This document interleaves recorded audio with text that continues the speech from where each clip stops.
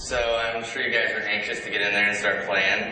We wanted to give you a quick overview of sort of the design philosophy for Modern Warfare 2.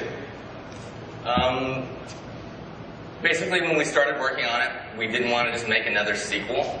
So we sort of stripped everything out, started from scratch, and just built a new game, the game we wanted to play.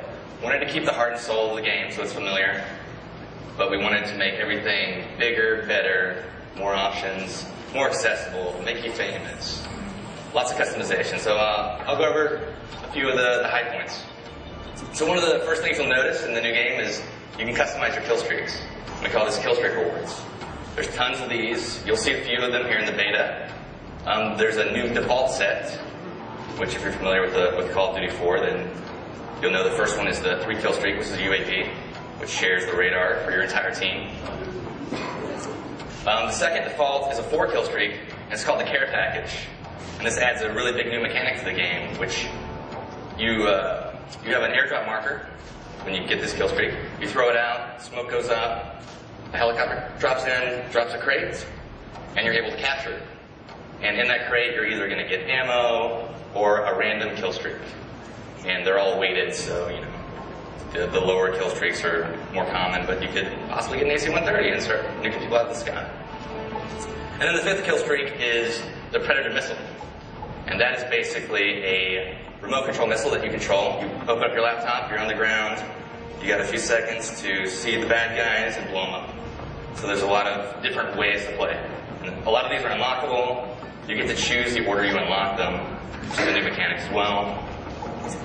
And there's more than you'll see tonight, but some good stuff. Another new thing that we added was the call sign. You might have seen this in some of the videos that we released. Basically, the call sign is another way to show off how cool you are, make yourself famous. So it shows your gamer tag. You have an emblem, which is the symbol that you unlock, and you have a title, which is an image with some words. So basically, the way you play is the more things you do, the more of these you're going to unlock for that thing. So if you get really big into the riot shields, you're going to unlock a lot of riot shield emblems and a lot of riot shield titles. And you'll unlock some tonight, and you'll see what it's all about, and it's a cool way to, you know, sort of personalize the game for yourself. And when you do something cool in-game, these call signs pop out for everyone in the game, so they know. So if you shoot down the AC-130, it's going to pop out, says, so-and-so shot down the AC-130, show off your titles and things like that.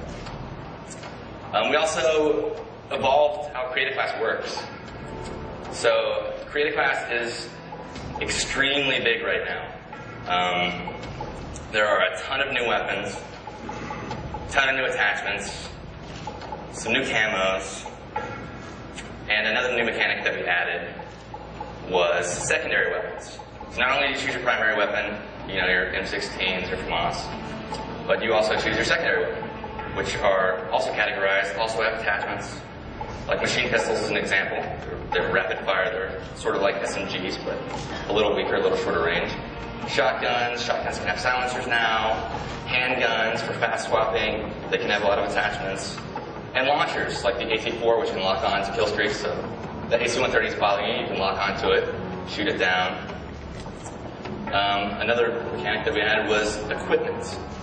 So on your right bumper, you may remember that you had a frag grenade.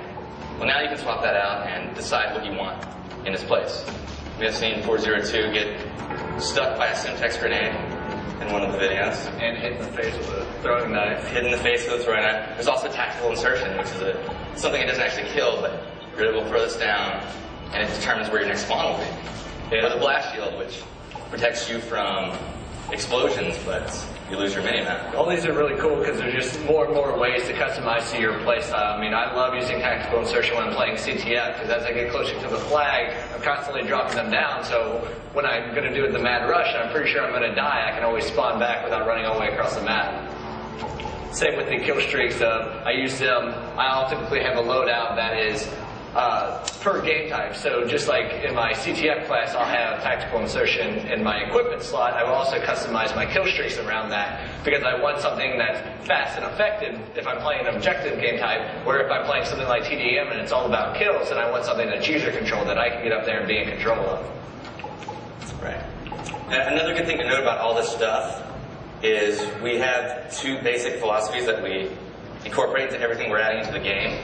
So we have to make sure it's fun, which is obvious, and we also make sure that it's balanced, and there are counters to it, and there are ways that this isn't the thing that's going to break the game. So if you see that guy that's using a tactical insertion, you're actually able to go up and break it, you can shoot it, you can make it blow up, or you can wait behind it, wait for the guy to spawn, and then shoot him in the back.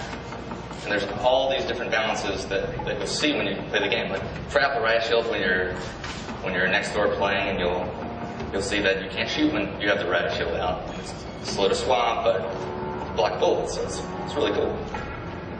There's a lot of new perks. Perks can upgrade now. The more you use the perks, much like the weapons last game, they upgrade. So you can take your hardline, which is get a kill streak for one less kill, but you're giving up your stopping power. And you can make your death streaks winless. So, for example, a death streak is also a new concept that you choose per class. Copycat is a good example. So basically, once you've died 4 times in a row, you might be a little bummed. You might be having a bad go. But you get your copycat, and you're able to steal the guy that killed you's class during his kill cam. So you can say, this guy just keeps killing me. So annoying. I'm going to steal his stuff and get a preview of things you'll unlock later.